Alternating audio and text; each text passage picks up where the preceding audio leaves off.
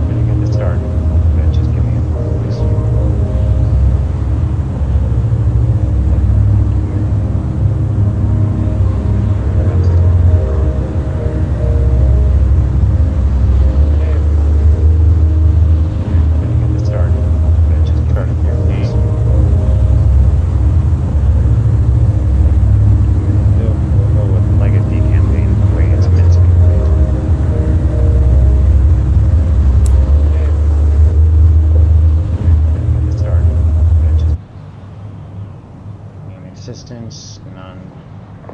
Projectile speed standard, supply consumption standard. Okay.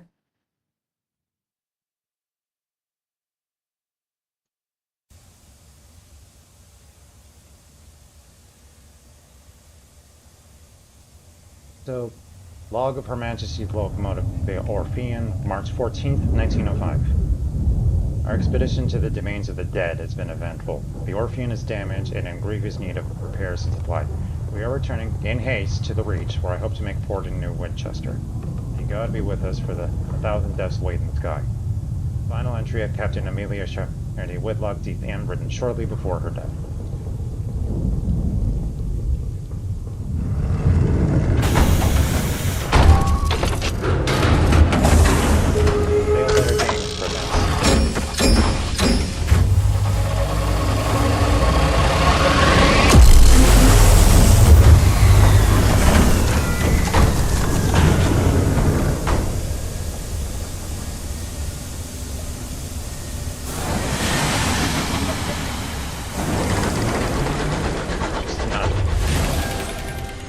March 14th, 1905. You return to the Reach, an untamed sunless span of the heavens, London's new frontier.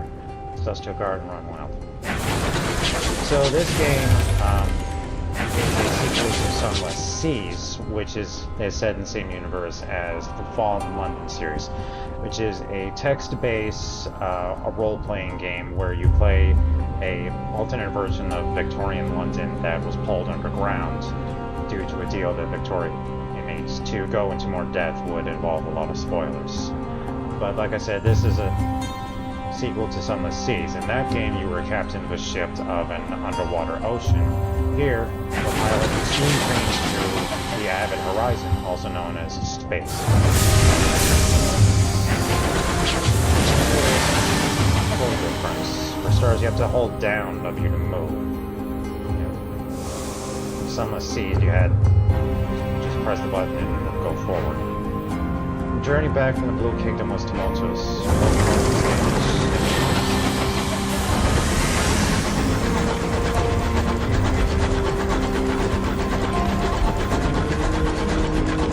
First officer of the Frugal Team, near station.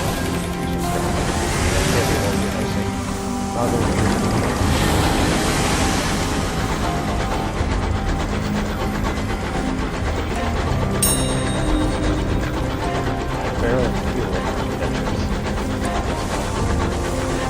Weak trips, direct trips here. Less fortunate. Scavenger. The rag hangs in the sky, pocked with recent gunfire. Even the boarding party don your sky suits. Arms of wax canvas, lined with belt protect get the cold of the sky. Two of the crew are whispering as they drive. What business did Captain Whitlock have in the Blue Kingdom anyway? Why the devil did we trespass in the districts of the dead? Simon said, now is not the time. You jump. Your stomach lurches with vertigo as the stars blaze above you and below. The air of the heavens is thin and torn by unpredictable winds. Then your boots hit the running board of the Ozymandias, fitting name, and your leather-gloved hands fumble for a hold. One of your companions throws you a line, and you lash the 2 inches together. Only then do the rest of the boarding party follow you. One of them forces it through your hatch, and you clamber inside. hold, unlit and whistles with wind. Your party's lamps spread buttery light over the narrow paneled passages. You make your way towards the hold, stepping over bodies crumpled in the corridor. Fortunately, the way is blocked. The bulkhead has been mangled inward by a rolling barrage. I can clear the obstruction away with just a touch of my iron skill. Lead the party more precarious path, just test my veil skill.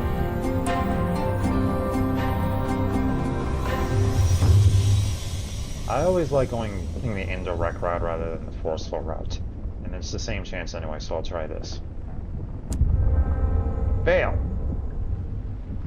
The rest of the boarding party follow you without enthusiasm. You recall the first time you climbed outside an engine, helping the captain fix a leak in an exterior pipe. The wind had shrieked, buffeting at you. You asked the captain what would happen if you slipped. You fall, she answered tersely. Where to, you asked. She looked down, then up, then back. The sky's depths spiraled all about you. Away, she said, and you heard her fear. Back in the presence, you tumble back into the Ozymandias to a shattered window. Your party spilling after you, teeth chattering, eyes wide with that familiar terror. You gain 2 terror. Right, so, as you might expect, terror is effectively your sanity meter. You don't want it to go up. And unfortunately, there's a lot of things that cause terror out here. You've reached the Ozymandias' hold, a ruin of smashed cargo and spilled supplies. Hopefully somewhere amidst the detritus you can find parts to repair the Orpheum and restock your stores.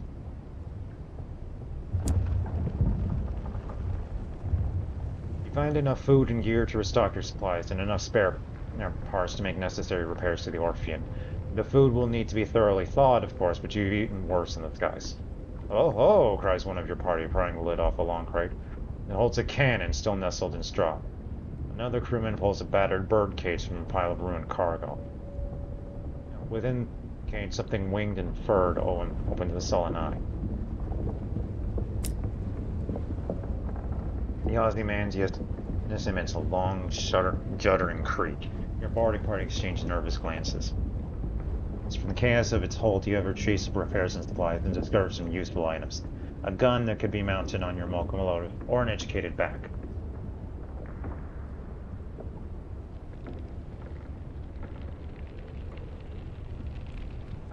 The heavens are wide, so locomotives use scouts, like bats, to locate things of interest. The bat treats its rescue as an inconvenience, and immediately begins haggling over pay. Yes, bats talk in this setting. You offer to put it back in its damn cage and leave it on the Ozymandias, at which point it becomes more polite. You doubt it will last. Now I have a cannon. The Cotterell and Hathersage Jerusalem fire single shells to a good range more or less accurately. You order 2 of your part, and you get it back to your vessel fitted immediately.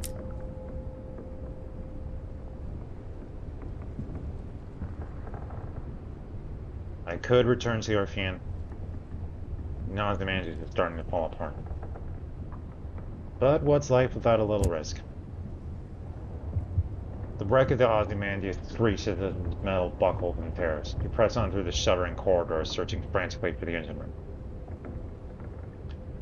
I could test my heart skills to convince some crew to go send a smaller party ahead. And the rest of us. Or I could use my mirror skill to go on alone.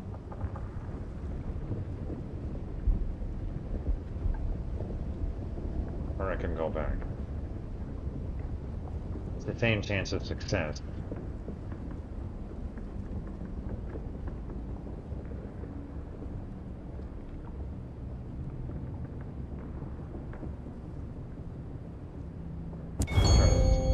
Success! You select 2 sprightly members of your party and they dart into the Ozymandias. The rest of you return to the Orpheum to wait. You chose wisely. The 2 explorers returned shortly thereafter carrying several sacks of glistening black coal. They are lauded as heroes by your crews who stoke the engine and steam away, restocked, refueled, repaired, and rearmed.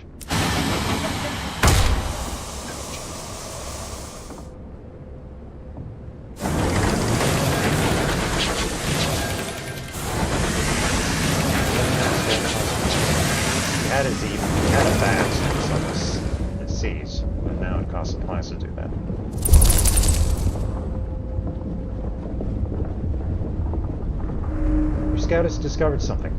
See what it is, open your charge. There's a station over there.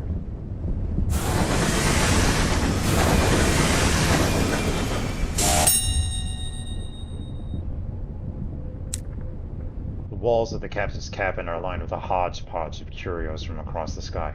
Captain Whitlock lies in bed. Black marks cover her skin like a monstrous brand. When she coughs, coils of acrid smoke pour from her lungs. Inquire after the captain's injuries.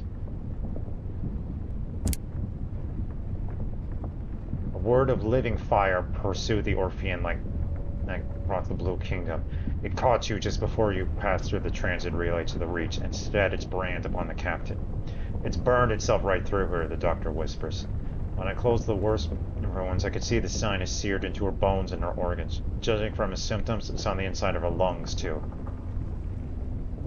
The captain leans to one side and vomits a plume of fire into a copper bowl. There's nothing the doctor can do. That would be the correspondence, the impossible language of the stars. Her mouth is blistered from the blue fires that dance on her tongue. Her hand grips your arm. Her skin is as hot as the kettle.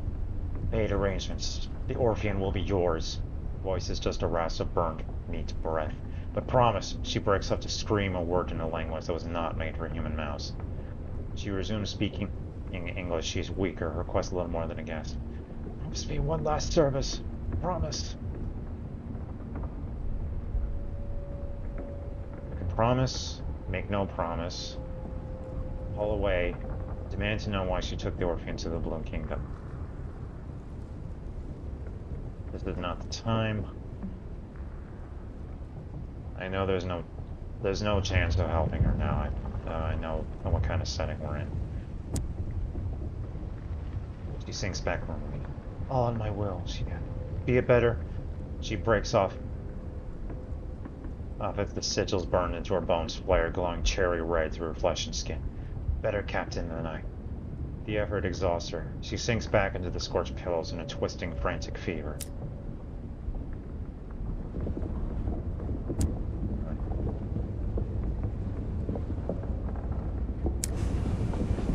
Uh-oh, bad guy.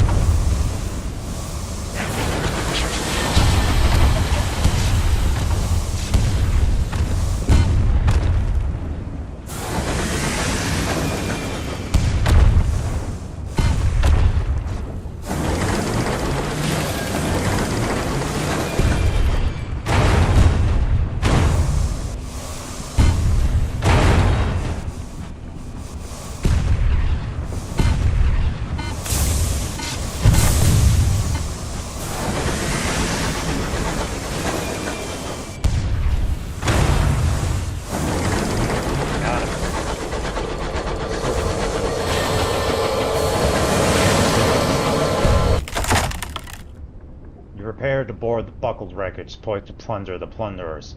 Behind you, someone is singing a song of victory.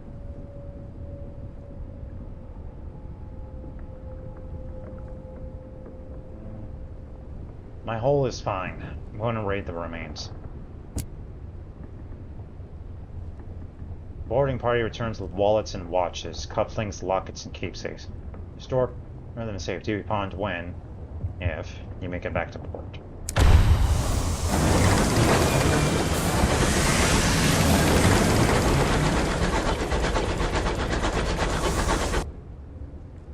Station is this way.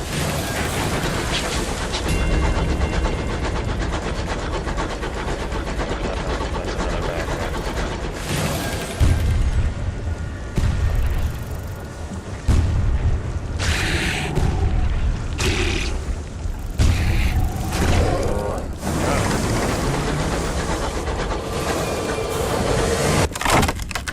The Cantenkuri are lumbering, half-fossilized isopods that will attack anything they disapprove of. Given that they are very ancient and murderously grumpy, that means almost anything. The largest chunk of the Cantenkuri still lives. They can be slow to die. Stubbornness, perhaps, or the sluggish journey of signals along their calcified nerves.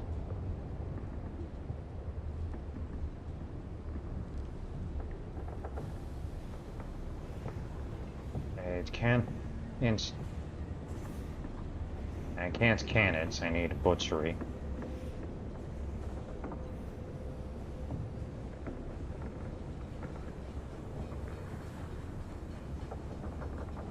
I could take precious stones from his carapace, but I only have a 24% chance of success. Listen to its last complaint. Cantankerous emits a long, flatulent eruption. It sounds as if someone had punctured a hippo. That's one thing I love about fail-better games. They make everything really flowery. An engineer clears his throat. Once saw a herd of cantankerous mob a scornfluke. I'll spend 24 of them. So furious they impaled themselves on its spines to get at it. I have 50 experience and a sky strike. Station.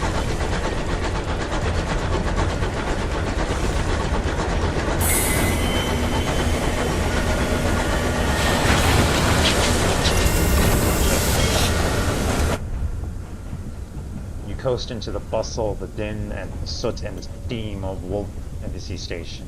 It is clogged with other engines, scrappy mining locomotives from Lustrum Way, weathered explorers gleaming with frost, sleek company vessels with bright brass fittings. No sooner have you pulled into the sidings than a brusque station master bubbles over. Request to come aboard. I must speak with your captain, he insists, brandishing a ledger. The usual formalities. Crew exchange bleak, wordless looks. The Orpheum itself feels suddenly more empty. The station master looks confused. You inform him that unfortunately Captain Whitlock has just passed. Ah, he says neutrally. Sorry to hear that. Very sad, very sad. He waits for what he considers an appropriate minute and a half before continuing. Alas, even amidst tragedy, the cogs of bureaucracy must turn. If Captain Whitlock is deceased, the station authority require their answers from the first officer. It will be relatively painless. Name, background, purpose, visit, etc. Shall we begin? Ah, this is where I create my character. Create your captain. Today, London lies between the stars. Her new empire unfolds across the heavens.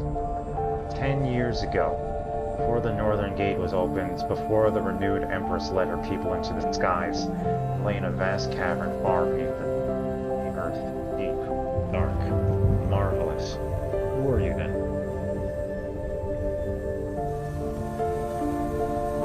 Street urchin. A soldier. A poet. An academic. A priest. A sailor. A ministry auditor. A revolutionary.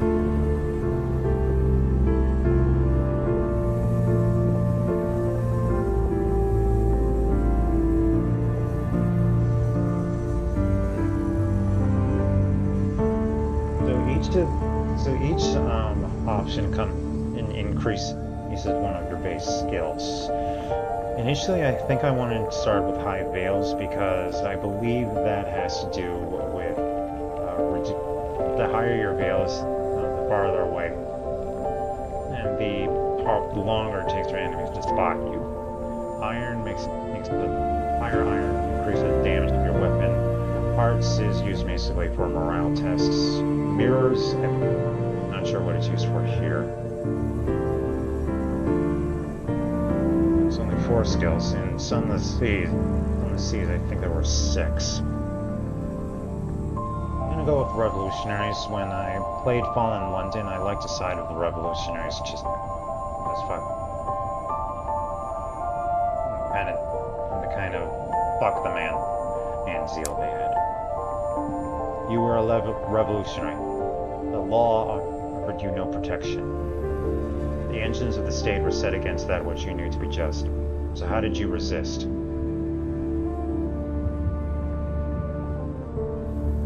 With my feet and fist. With my mind, with my art.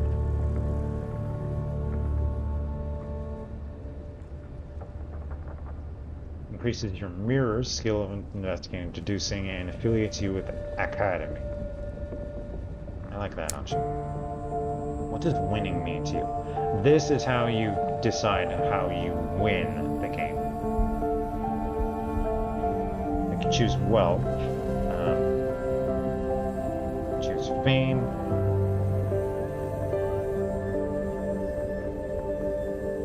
Or the truth.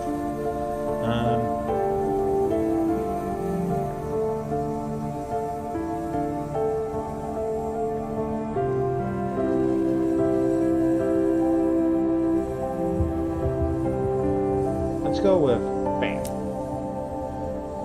Now here's where I come.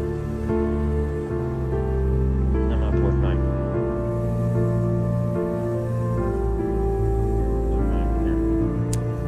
Whoop.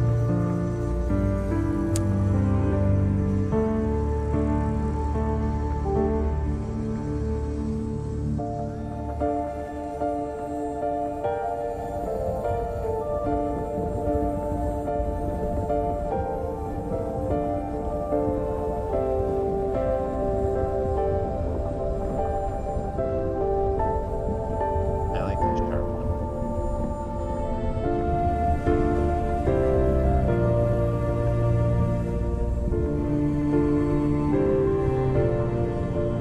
Yes, good mustache.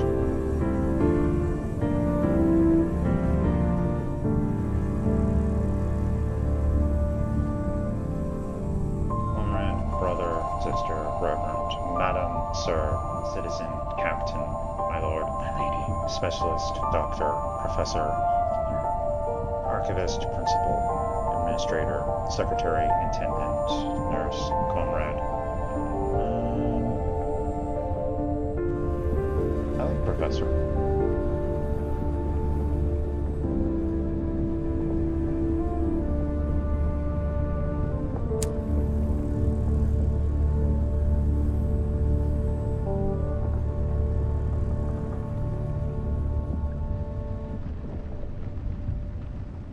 Oop.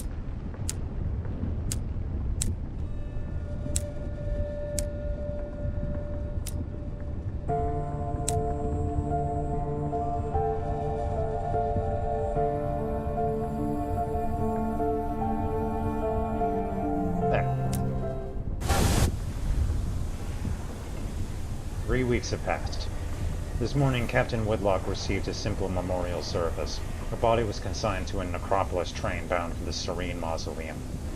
Now you sit with a handful of her relatives in the threadbare offices of her solicitors, methodical notaries reading the will.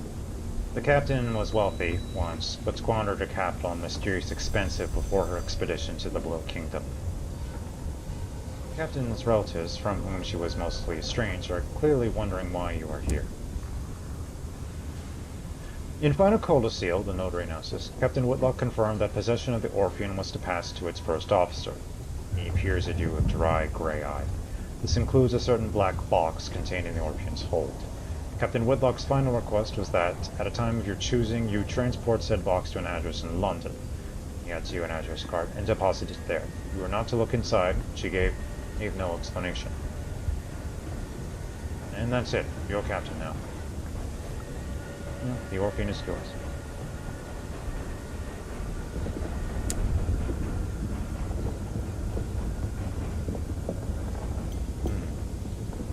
Now here's where we choose. Here's where we're going to go.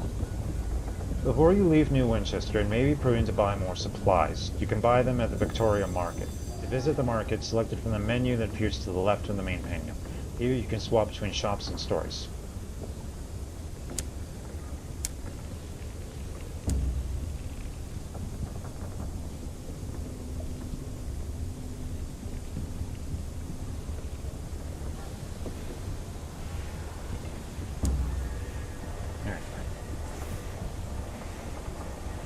That's cheery. Alright. 20 dollars a piece.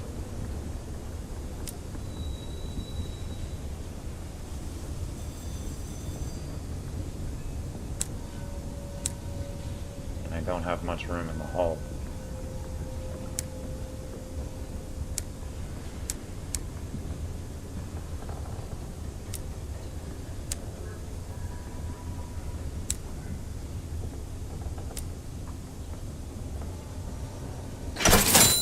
Your hold is almost full.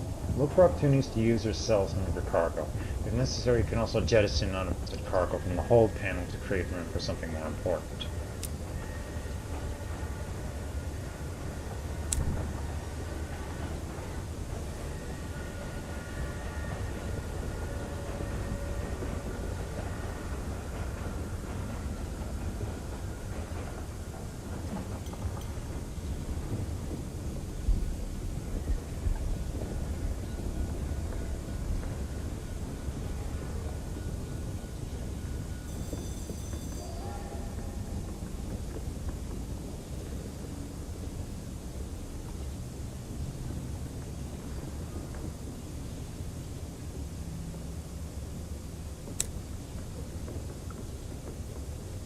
Let's see what else we have.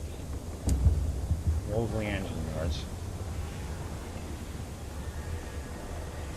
This is where we can buy and sell different engines.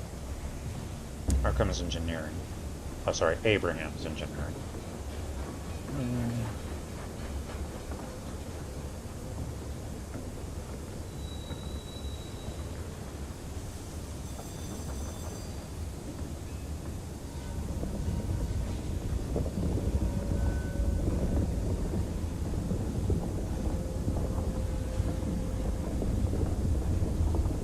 As you can see, it's going to take a while before, it's going to take some grinding before we can really buy anything.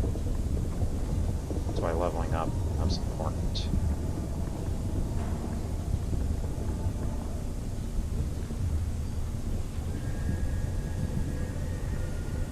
Okay, locomotive captains gather at the bazaar to trade goods and information. Here, you can acquire prospects, opportunities to sell a good at a distant port for an excellent price. Accept a prospect to claim it, source the goods, and deliver. Magdalene provides comfort and sympathy to the weary skyfarer. Its host will tell you any lie you need to hear. Some of those lies require flowers. The amenable host wants up to 3 sacks of verdant seeds and will pay 80 sovereigns for each. Magdalene's lies to the northeast of New Winchester. Wanted, up to 5 consignments of literature. Genre, literary merit, and moral worth and relevant. Delivered to the ringmaster, Palmier Plenty's inconceivable circus, The Reach.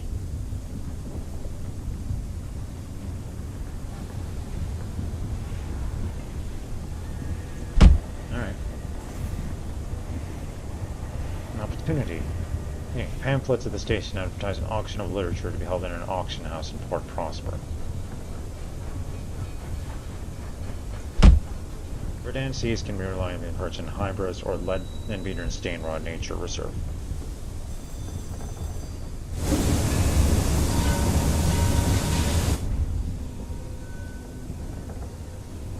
Let's explore the city.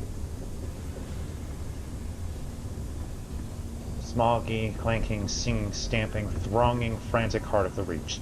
An ever-expanding port of soot, smudge, glass, and bright steel spilling across a drifting, mist-dressed archipelago. Its factories thunder. Its engines shed and ring with hammers and hiss with steam. Locomotives choke into sidings for repair or flare across the sky and away into the high wilderness. Inquire about the Winchester War. The slow-burning war for the Reach forms the backdrop of daily life in New Winchester. Citizens wishing to keep up with developments, the war turn to the New Gazette. It is, famously, the only newspaper worth reading in New Winchester, as well as the only paper that hasn't bankrupted itself. Its quality speaks for itself.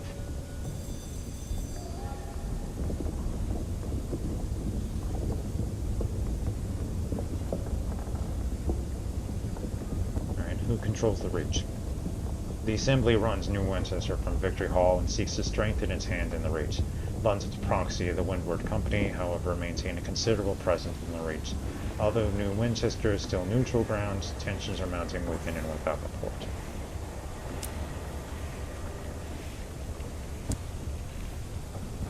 Your name does not appear in any tactic focused reporting on the war. Apparently you are not considered worthy of comment. There's no mention of you among the stories about the stovepipes reaching fortunes.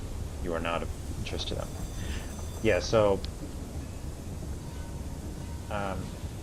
obviously we don't necessarily know who these guys are as of yet, but we'll learn over time. Part of the draw of Fall in London, Sunless Seasons, Sunless Skies is that you're supposed to figure out what the plot is as you play.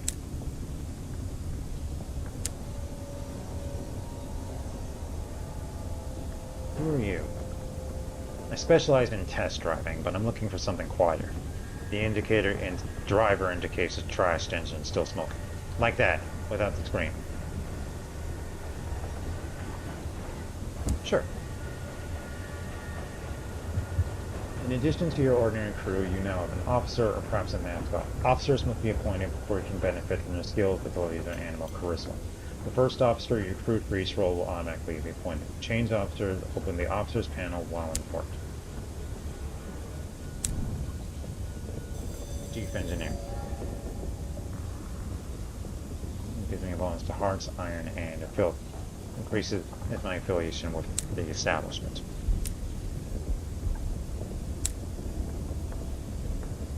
The fastidious inspector. Excuse me, Captain. A woman pushes through the crowds towards you. She's short and square-shouldered in a neat black suit and polished shoes. She shows you the case of her pocket watch. It is embossed with the crown and hourglass of London's horological office, the body responsible for ensuring time is consistent across the empire. I suppose they need someone for that, considering that time doesn't really operate in space the way it should. I'm hoping to book passage to Port Prosper. I can, of course, pay. Sure. I was headed to Port Prosper anyway. Thank you. The locomotive I was on broke down following a boiler rupture. The chief engineer's fault, I suppose. A gentleman fonder of brandy than of diligence. I thought you were talking about mine for a minute. Here, an initial sum to seal our bargain. Prosper lies to the east of New Winchester. Not that there is such a thing as north, south, east, or indeed west out here. Instead, London, cartographers pick four of the brighter, more reliable stars. Visitor emphasis new pals and name the north at the south once. Londoners value familiarity.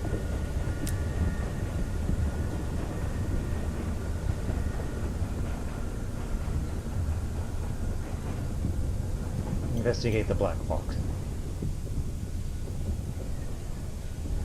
Captain Woodlock left it to you in the hold of the Orpheum.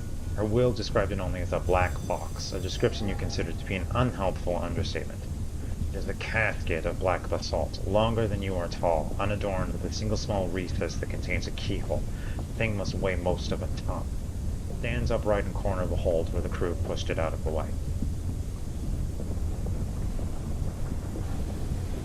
Hard to remember when Captain Woodlock acquired the box.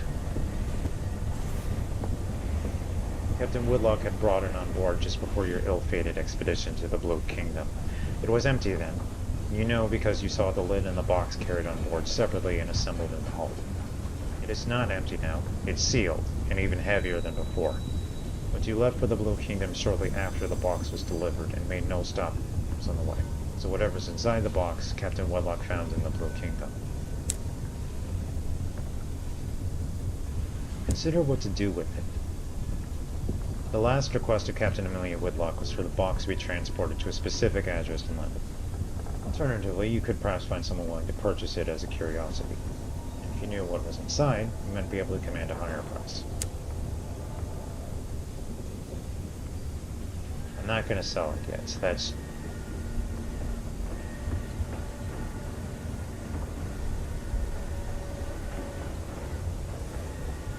I can't consult on the specimen. I'm an academic. I need an academic specimen. You need 200 sovereigns and an affiliation with villainy. You need to get someone who can crack it open. I need a savage secret and the higher veils to try to pick it open. And I need a carefully packed crate of munitions and a higher mirrors to crack it open myself.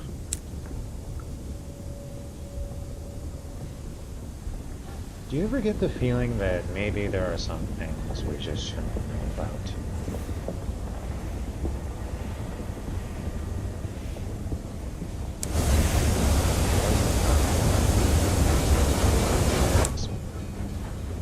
I think sort of well.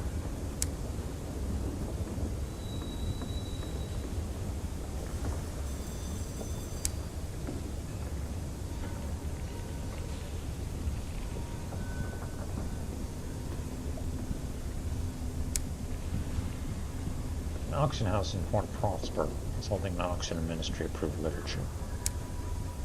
Port Prosper lies to the east.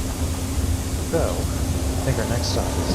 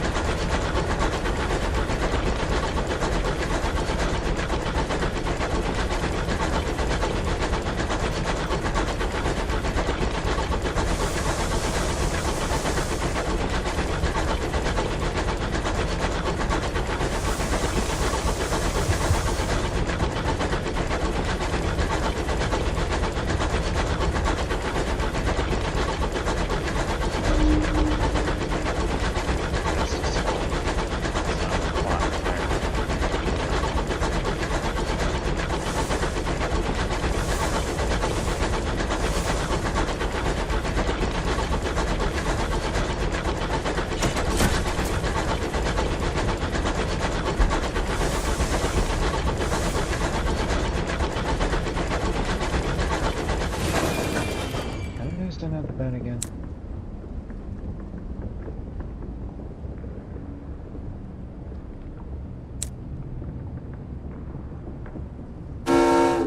Oh. I have a horn. Oh, there it is.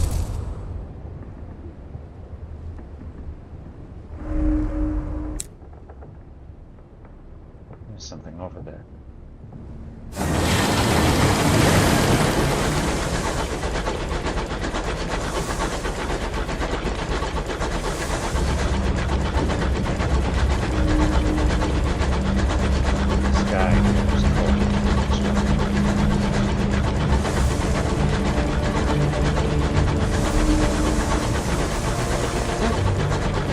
Slightly different than the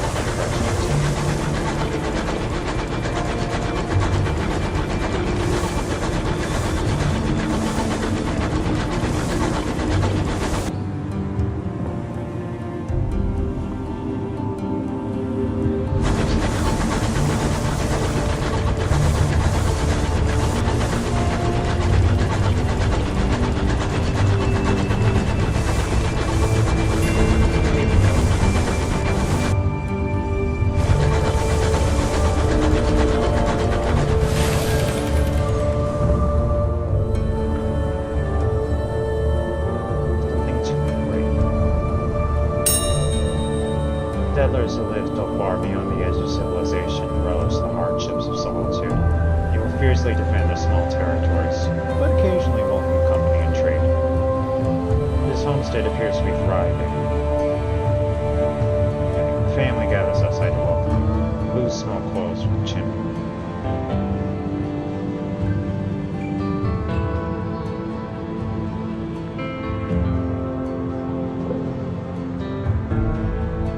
I have a sky story that I can trade for supplies.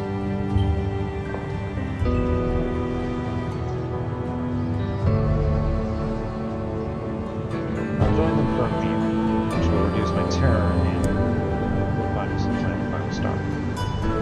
The joy of the meal is sticky porridge and viney vegetables. Afterwards, you and your hostess exchange non-committal observations of the war between the stovepipes and the tactics. Your crew are content for a time.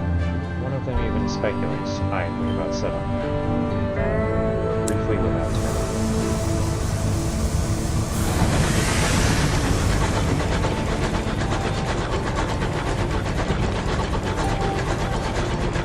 The lighthouse in the sky.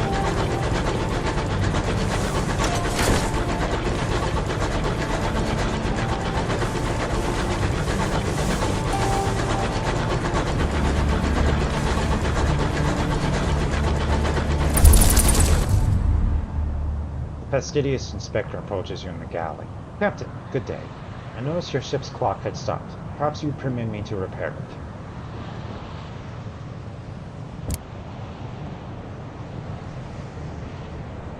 She gives a grateful flicker of a smile and sets to work. Soon she has the back off the clock and has spread tiny cogs across the galley table. Obscure horological tools gleam brassily among them. Everything has a place.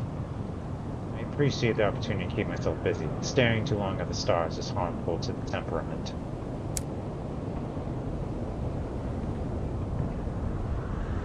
What are the duties of an agent in the horological office?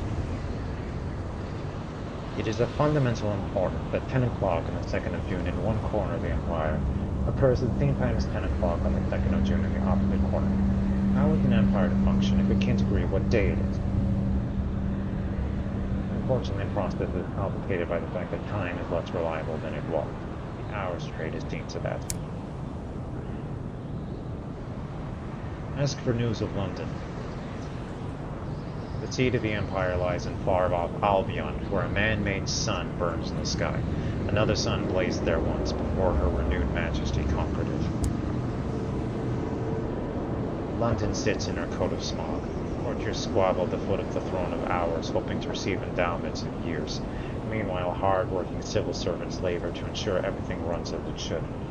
Is there a touch of archness there? All is normal. I miss her, though. There is no city like London in all the skies. Albion is very different from the Reach, much more civilized. From what I remember of all on London, you'll forgive me if I'm a bit skeptical. Discuss the Reach. It has an uncouth splendor, but I miss Albion and the steady light of the clockwork sun. These sunless reaches are so misty and quiet, she pauses, but critical. The territories here are rich with raw hours, and enough vegetation grows on them to feed the whole of London, even if some of it is of dubious shape.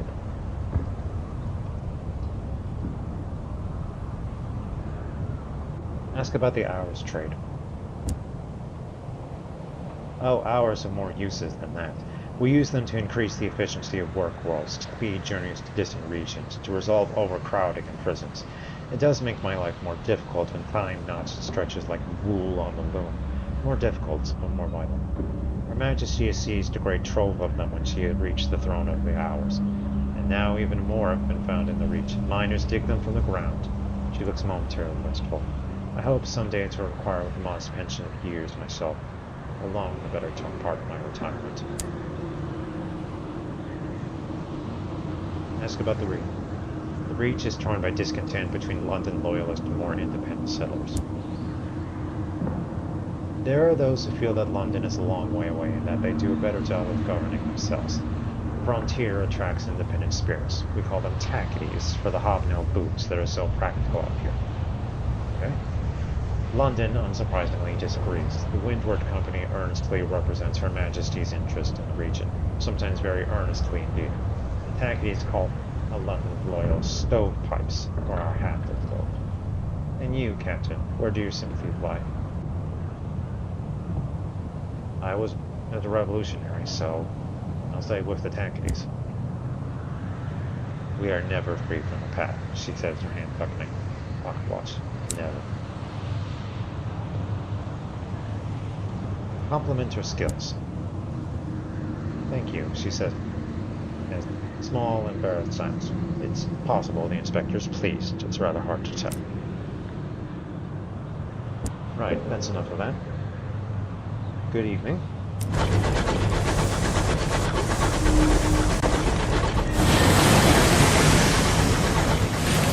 Inscription and memorials to the unknown rat is dedicated to those brave Ratus Faber who gave their lives in the early exodus to heaven. Ratus Faber. Talking, intelligent rats who like to build things. He found and benefited from a wonder, one of the most pleasant and least menacing landmarks of the high wilderness. Wonders immediately lower terror and draw near them so long as you haven't visited too recently. Sometimes it's worth taking a detour to include them in your routes.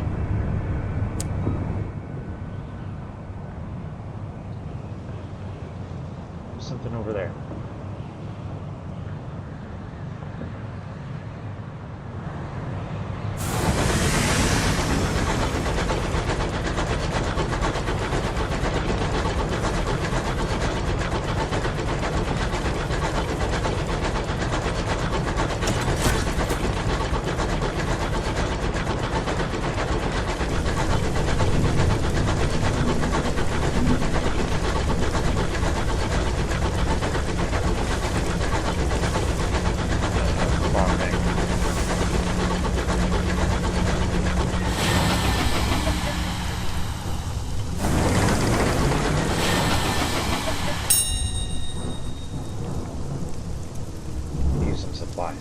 I'll spin them a yarn and trade them supplies.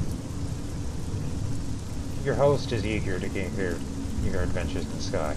Before you leave, they press a heavy bundle into your arms. Something over here, too.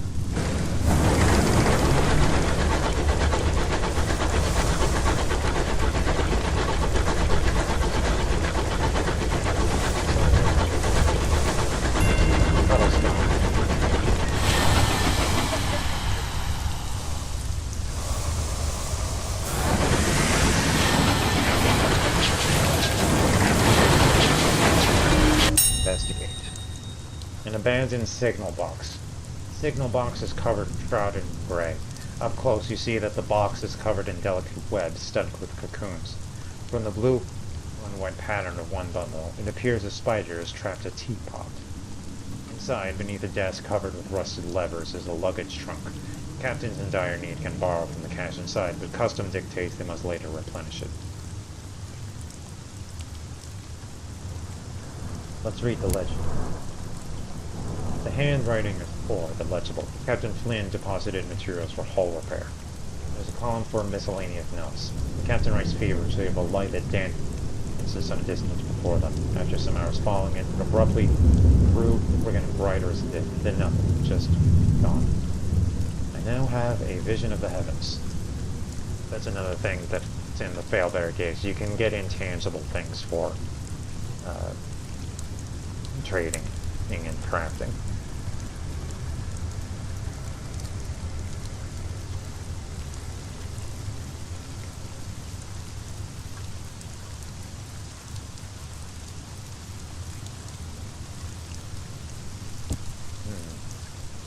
The luggage trunk is sturdy and vast, large enough to have held a modest family aboard the goods of the majority of the avid horizon. Left here, it still serves those braving the wilderness. It could take supplies, it could take fuel, take material. Want to repair my locomotive. The burrower below's attention is elsewhere.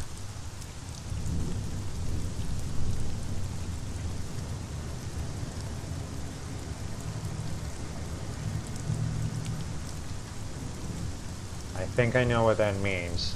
There are the gods of the sky, and I have a bad feeling that not replenishing the signal box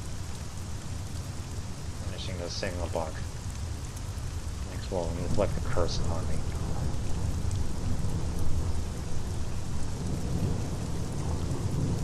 And I have a bad feeling I may not be able to come back when the time is right. I'll leave this alone.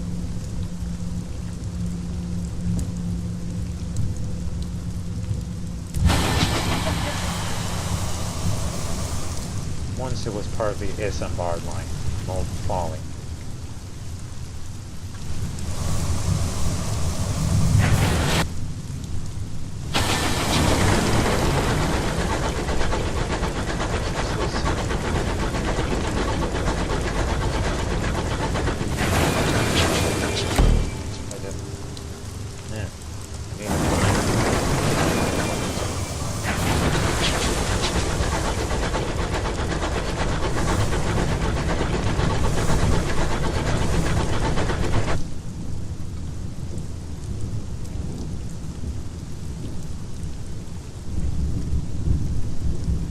Prosperous to the east, they said.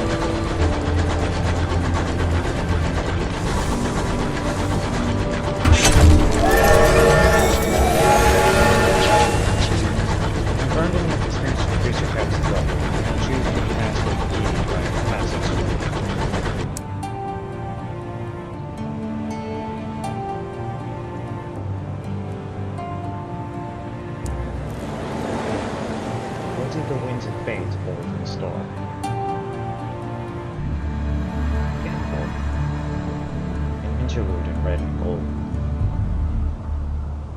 You lost your mind once. They put you in a splendid hotel managed by a cheery gentleman who will determine when you could leave. Yeah, that's a thing that happened. You were the gossip of London belongs and the target of blistering interests. Mad, they said. Bad, they said. Dangerous to know.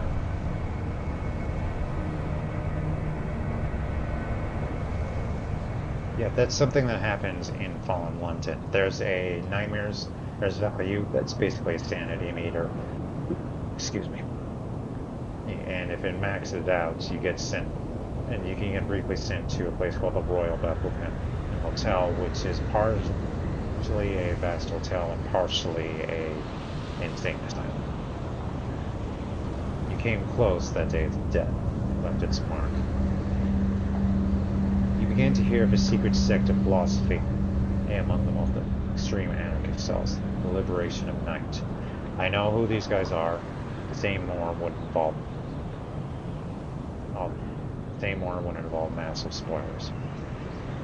Spell in prison. Judge Stonyface condemned you to Newgate, the stalactite prison of Old London. That's where you started in Fallen London, prisoner in Newgate prison, hauled out from a massive stalactite.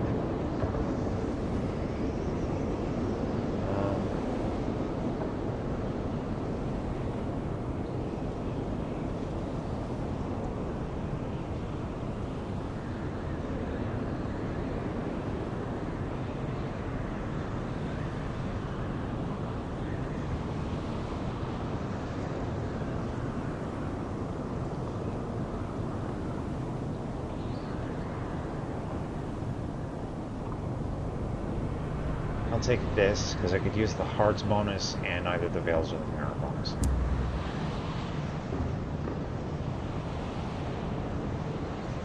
Horrid affair, or a parade of debauchery.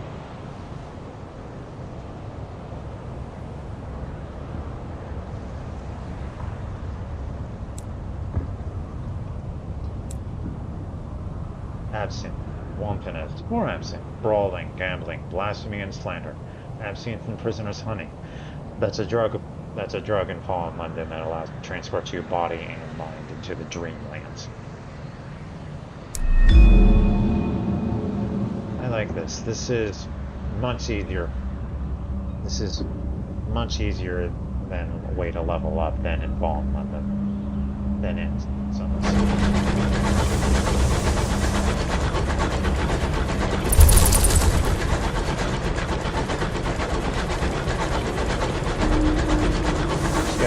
Its findings. There's a horror over there, so we don't want to go that way. There's something over here. The most foolhardy treasure hunters brave the world strives into this spell. I have a bad feeling that I may have gone far.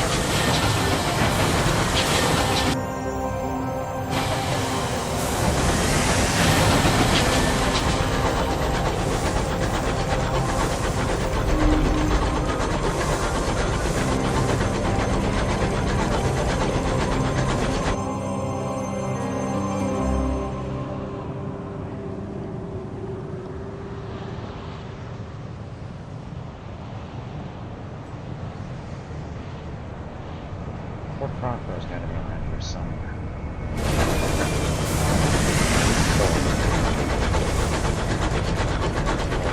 Station, whatever you call it.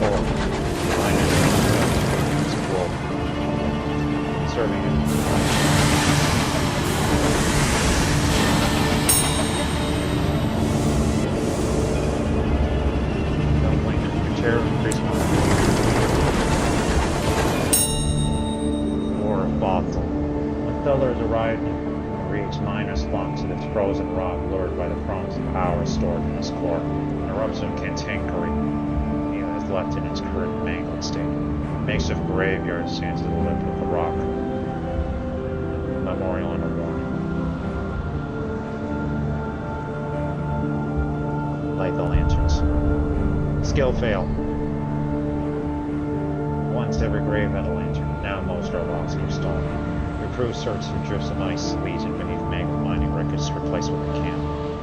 Dim light, your struggle to tinder and oil. Cold as fierce and chills the fingers to the bone. Eventually matches strike in a thin string of whitewashed adoring graves. As you've lingered too long, the ground begins to quake, cantankerous stir.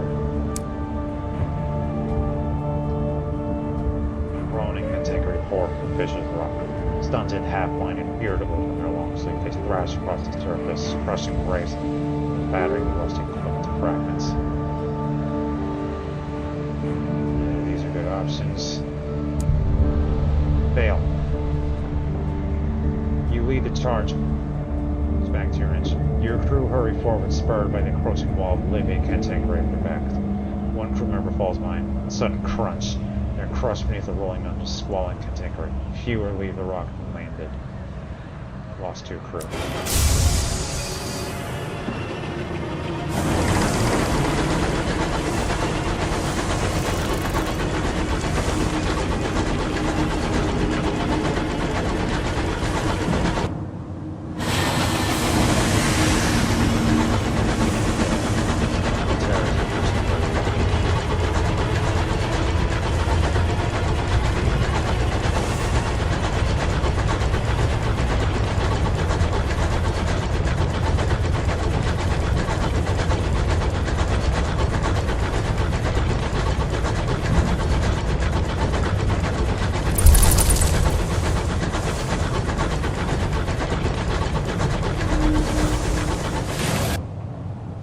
Station.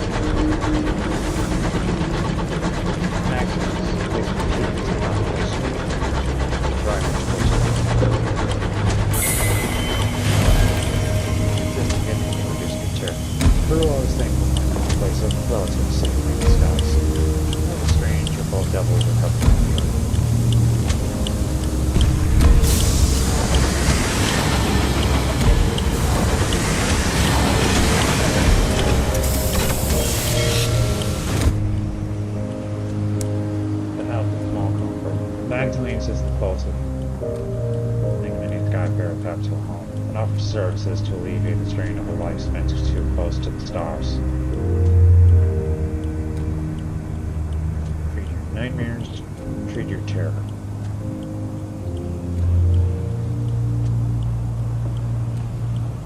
Skies are full of terrible wonders. All skyfarers see more than they should when they stay up the sunless sky. The sound of soft laughter and the occasional sob echo through the stained glass walls of the treatment chambers. An attendant sits guard before the door.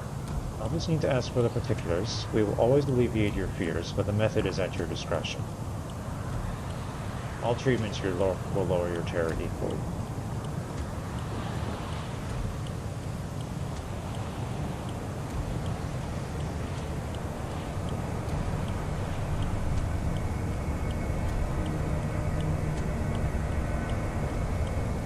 I don't want to hang on for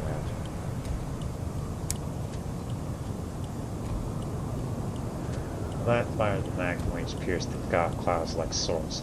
Shadowed figures can be seen moving through the gleaming corridors, their identities obscured by the huge glass. Crowds of skyfarers, ministry officials, and merchants mill about the forecourt in varying degrees of distress, all at once the clock set in the great clock tower, waiting for their appointed hour. Write a port report. Magdalene through the popular destination. Someone will no doubt be interested to know how things are here, or who has seen here.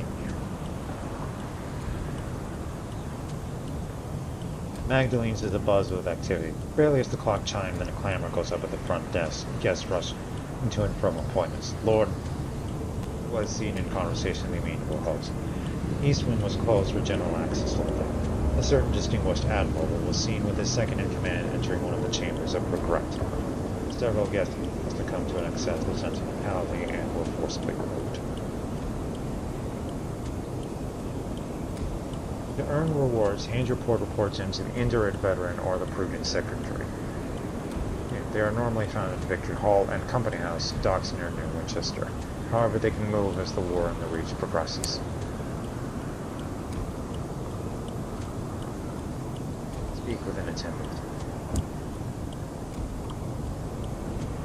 An attendant in the foyer schedules appointments with the aid of a hefty daybook and a very accurate clock. They are eager to explain the procedures and the rules that govern it. This is a hospital for the spirit. Our staff will become the person you need. You may say farewell to a doomed comrade, resurrect an old love, spar with a defeated enemy, all for a fair price. But do not overindulge. Our services are to heal, not to become an addiction.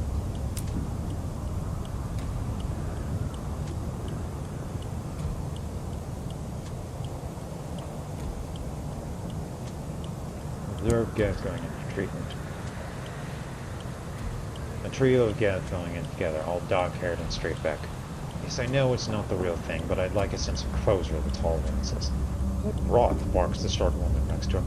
You want to argue over the will again. I've told you once I am not giving up the spoons based on a charlatan's say-so. Be quiet, please, the man says. I, for one, am more than happy to hear again why I was lumbered with the third best wardrobe. Now exceptionally proud.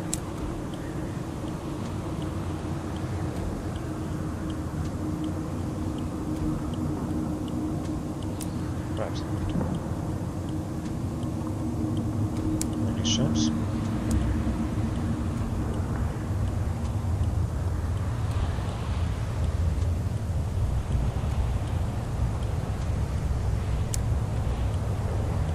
Supplies.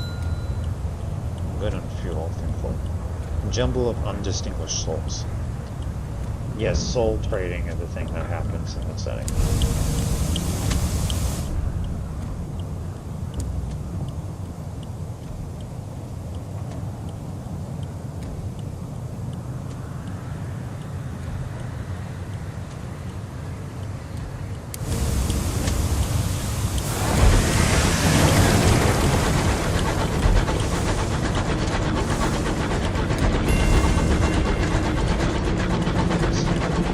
That's it, corpse, those.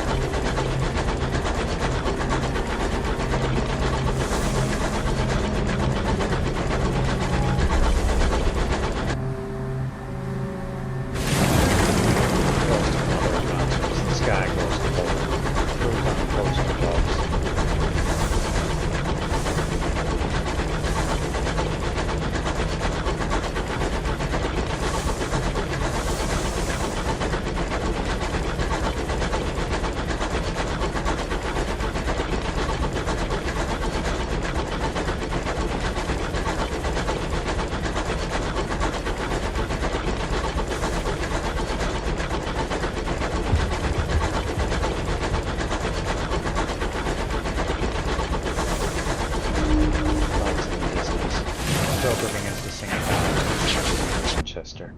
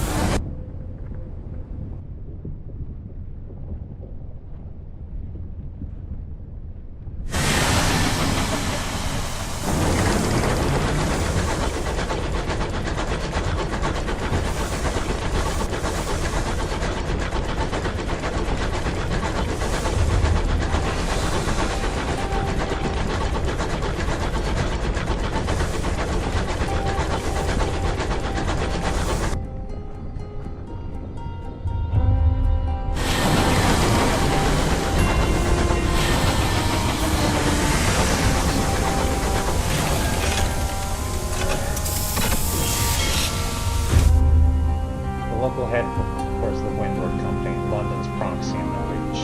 Deliver port reports here to receive rewards and win the company's favor.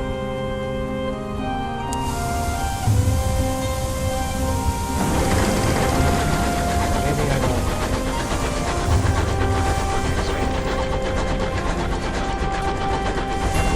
Victory call.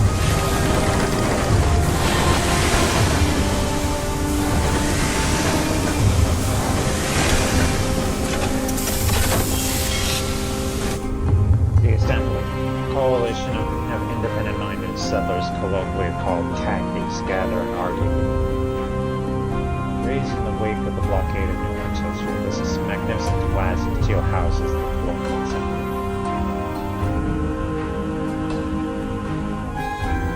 The injured but tireless exertion by the blockade and her brought both the seat on enemy and enemy front. She liked to keep abreast of this.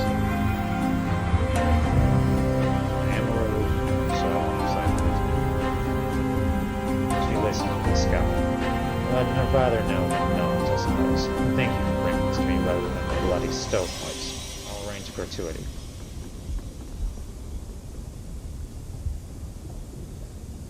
You've gained 100 sovereigns. That's better pay. And then I got port reports on the one Tacity's gratitude and slightly changed fortune for the Tacity's. How can I be used, Ika? Her skin is brown and her hair is beginning to gray. She wears a heavy, unbuttoned coat. Metals gleam in the shadows behind its lapels. One half of her face is scarred from frostbite. She is enjoying a quiet cigarillo while her peers argue in the chamber of assembly. You talk for a while about life in the skies. Her cigarillo is just a stub, she said. I'd be grateful to hear reports of your travels, officer. Expect all manner of strife and imprudence is going to kick off in the foreseeable. No, I mean to be ready for it.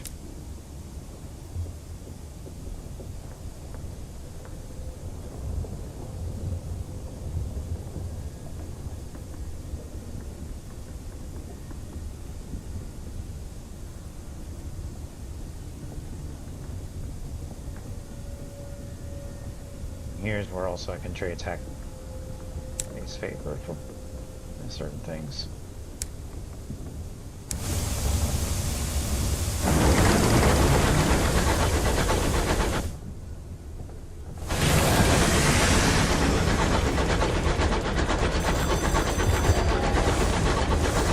Back to New Manchester.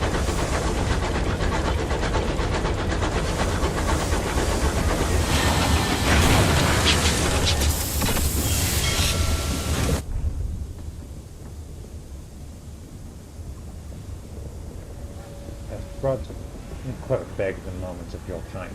I respect Hallett Shoes, the banking note. Yes, I promise that it won't take a moment of your unquestionably valuable time. We hear promising things about you, officer. Very promising indeed. We would like to extend our services. We provide a secure solution to your assets, absolute discretion, steadfastness, unto death and beyond. This will unlock a bank vault, allowing you to store and withdraw items at any hub port. You may access your bank in the central port of any region. You will find it in the list of areas in the left-hand menu when docked. Select to transfer items between your hold and the bank.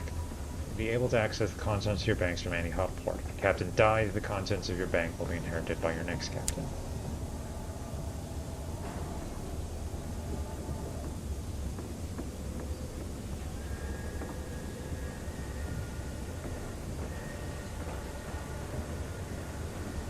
I'll recruit a couple crew.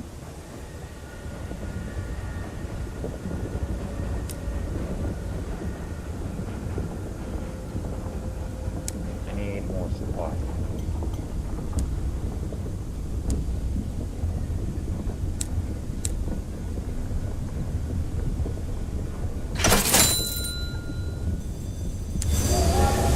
Good. Okay.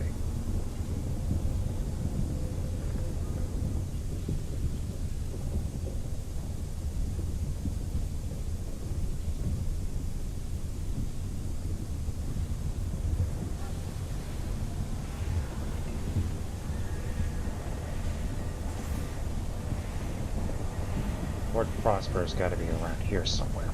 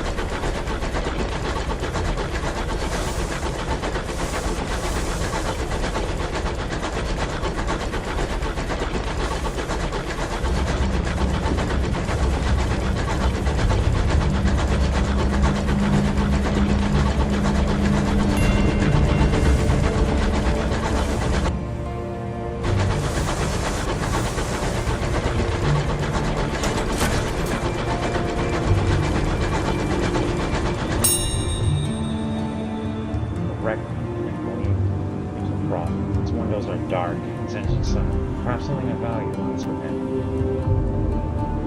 50-50 shot. Success. Your boarding party follow you gingerly to the rent and the wreck side. Fuel bones the engine groan miserably. You need to hurry. Lifting your land fuel. Lead your party towards galley. You empty the covers of tin jars. Arms full, your boarding party hurries back to your locomotive in time to watch the wreck cracks, split, engine pour, and your remaining doors into the sky.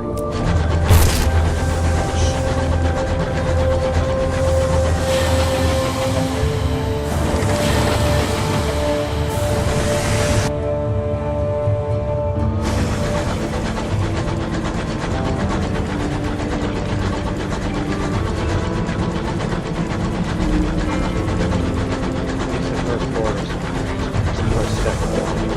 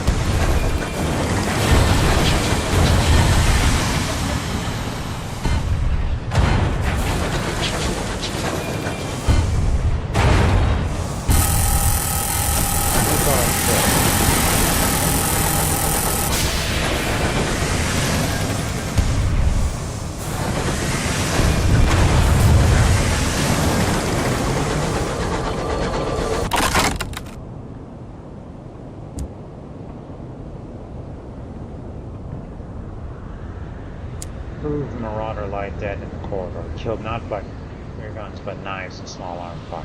The only survivor is the captain, locked in the brig with bottled brandy. Chalk eyes stare back from every wall. When he ran out of chalk, he began scraping them in with his fingernails. Little remains of them but bloody stump. Steve is before captain, says a crew member, grasping her arm. Sky, Magdalene's can treat it if you can be bothered to take the poor sod.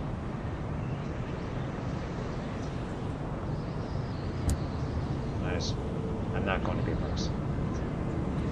Crew wrap the Sky and captain in blankets and secure them tightly with belts. It takes 4 to transport him safely to your locomotive. He might not be happy or restrained, but it should keep him from harm until you get him to Magdalene's.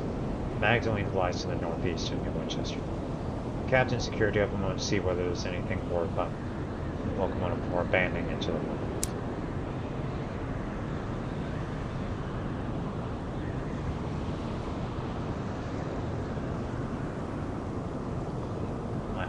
I'll take a few hits.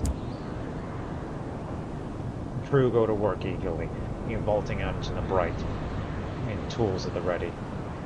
Stripping the marauders slow and painful. They are cobbled together of stolen parts. Finding suitable fits for your own engine is a process of trial and error. Many of your crew will have lost family, like friend, and family lovers to the marauders. It speeds the work.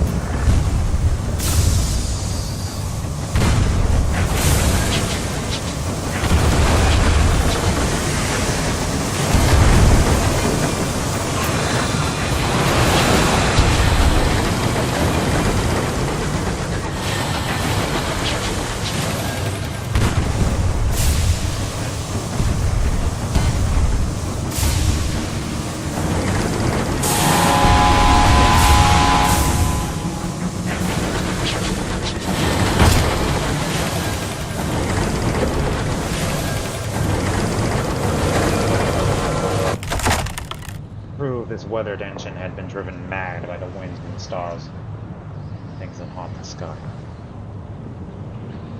My crew is all full. My crew is already almost full. What could it be? An intriguingly bulging scent. Newly minted coins followed the heavy thud from the up in its neck. Bright imperial sovereigns. Her renewed majesty's many faces glare up at you.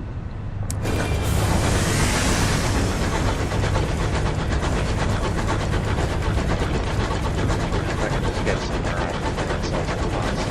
Oh, the hell I do.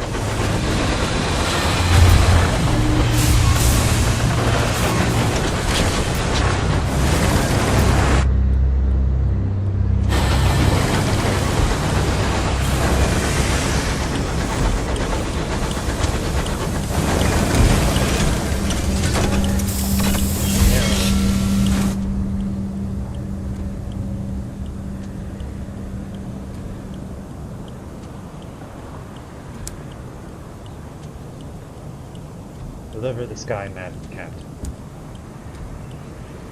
The nurses bring a stretcher to carry the sky. Captain in the train. He'll receive the care of Magdalen's finest, at least Magdalen's finest in the sense of charity, given that he has nothing on him to pay for administration.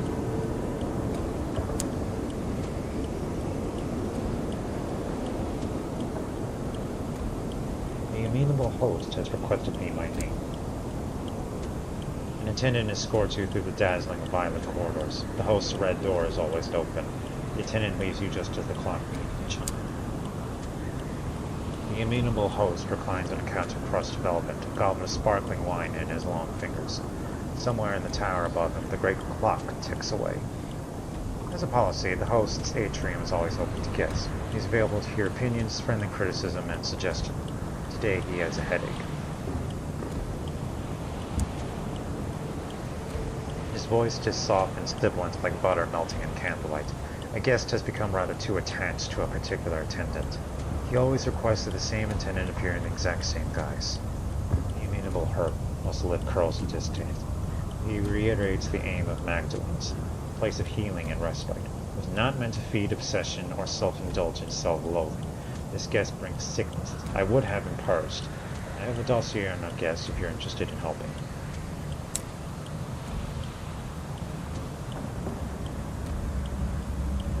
Sure, I can help. I'm so glad you want the help. He produces a thin sliver of pages and passes them to you. I'd recommend taking on the role of one of our attendants. That way, you'd be playing the role of someone significant to him. He knows all of our attendants by voice now. And someone new is needed.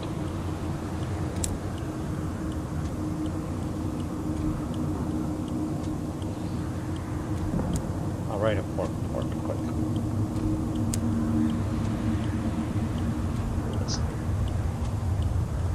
Deal with the lachrymose guest. He stands on the threshold of the treatment chambers, his hands trembling. The attendants and Judy have been informed about your involvement. How do you plan to deal with him?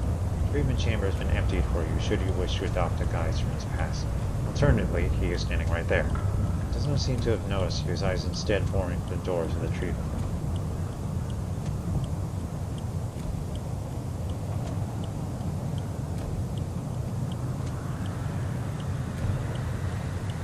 Approach me directly, disguise himself as his mother, disguise myself as the blood.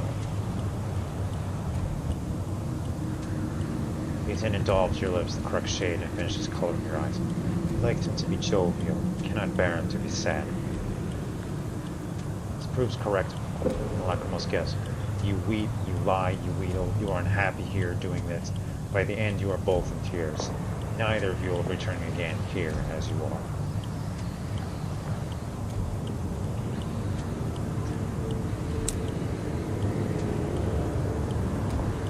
Talk to the patient being discharged. Some leave smiling, others weeping. No one can resist looking back behind them, even for just a peek.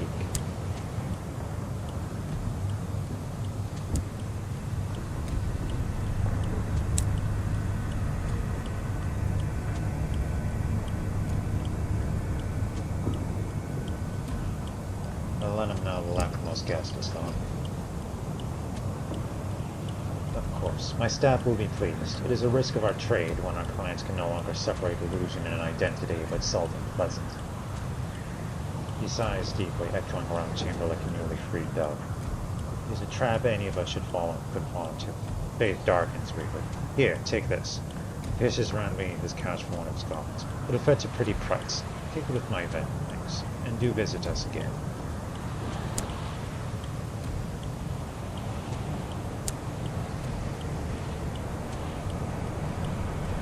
I have an extra vision of heaven, so I'll take the treatment from you.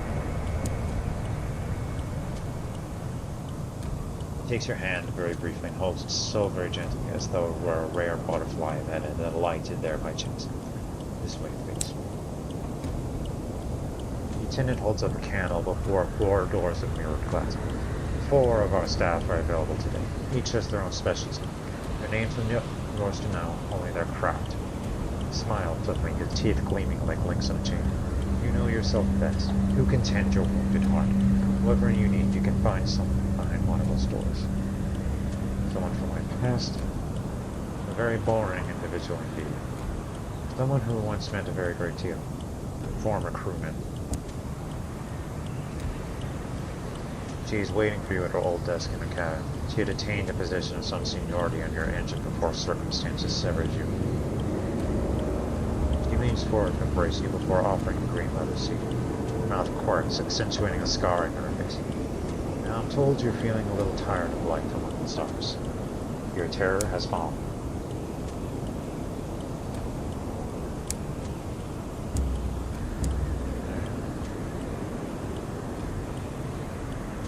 Needs some fuel and supplies.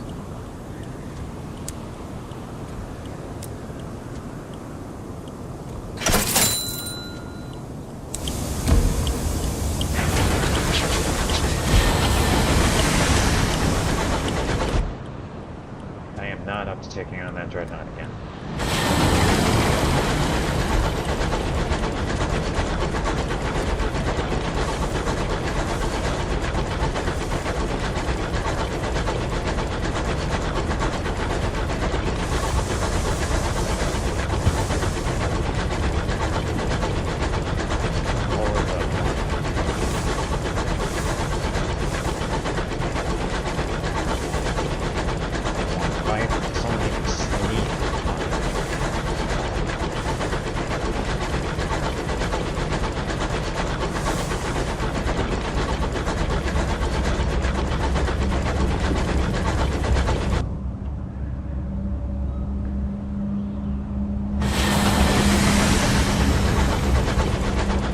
Prosper's got to be around here somewhere.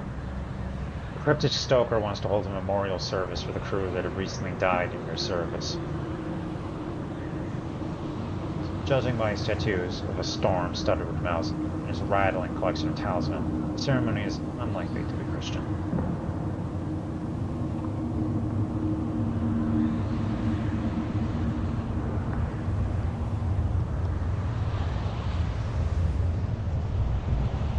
Approve and attend.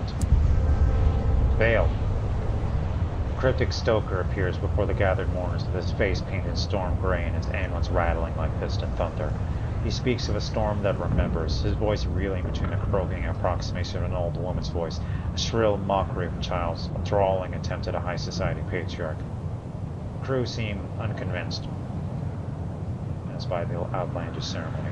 Perhaps they long for the sober, plodding Sunday services of their youth.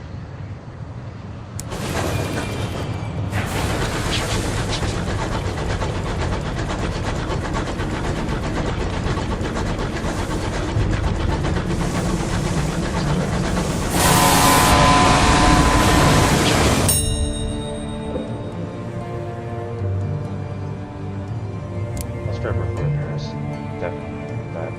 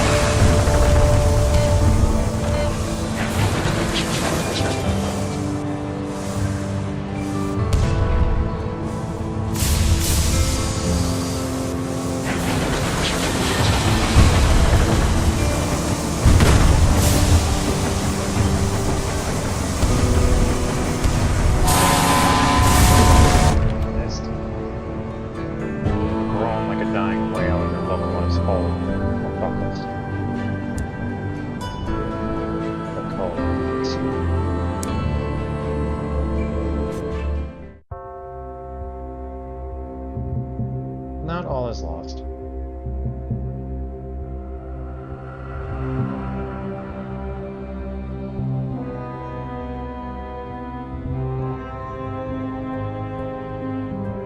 We should play no piano. The bank, after funeral expenses, passed on what was left from their estate. You inherit a copy of your predecessor's chart, though it lacks the details of their final voyage. You begin your career with some benefit of some of your predecessor's experience. Yeah, this is one of those games where you're kind of expected to die over and over again.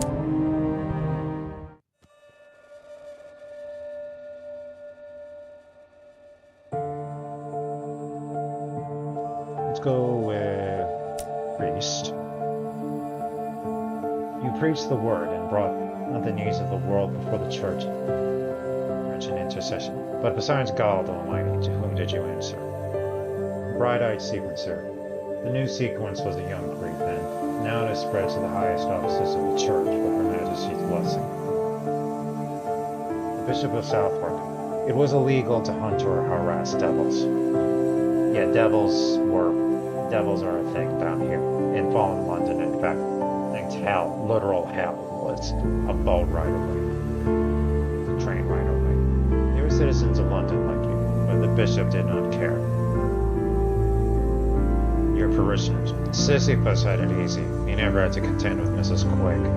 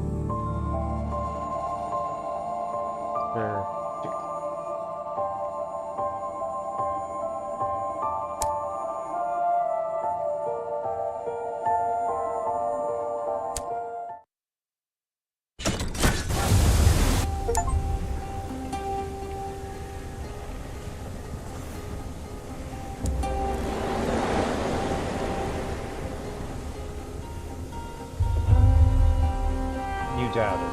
You had good reason, but the bishop called it a crisis in faith. Even Christ added, "Oh my Father, if this cup may not pass away from me, except I drink it, thy will be done." It was good enough for him. Give me a moment of inspiration. Or I lost faith. Your scales fell from your eyes. Doubt is not a weakness, it is a reason. Once you began asking questions, it was impossible to stop. Or it can start me with a condemned experiment.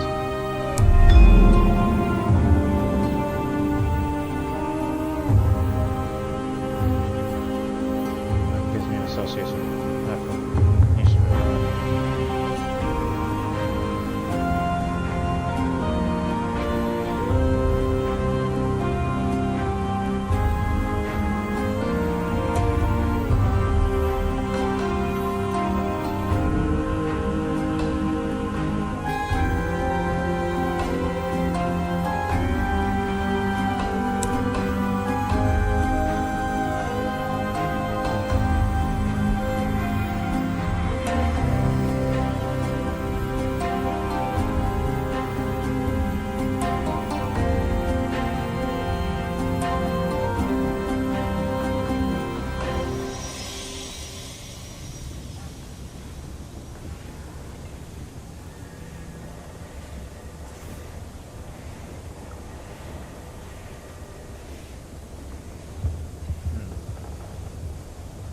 Hold and clear your soul.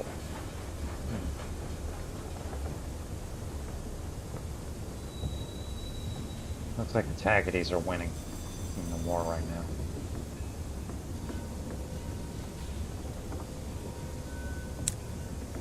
Okay, so I'm going to leave that here. That was an interesting start, and honestly it probably went a little better than I started in Sunless Seas. Yep, Sunless Sea. I see a lot of comparisons between Sunless Sea and this, and honestly definitely think that this is an improvement on everything. It certainly is an easier start to the game. But, certainly a lot of our ride made it to this. So what I'm going to do now is we'll save needed here. So I'm going to sign off for now, and I'll bid you all a good night. Hoping that you enjoyed, and I'll see you next time. Bye.